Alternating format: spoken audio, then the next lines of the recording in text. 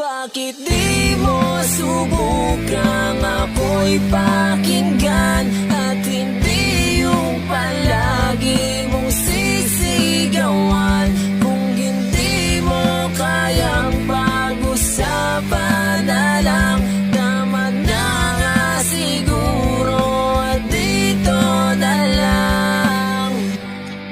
Kaya gusto ko na magpaalam, kasi parang wala nang patutunguhan. Puro away na lang at mga tampuhan, kasi di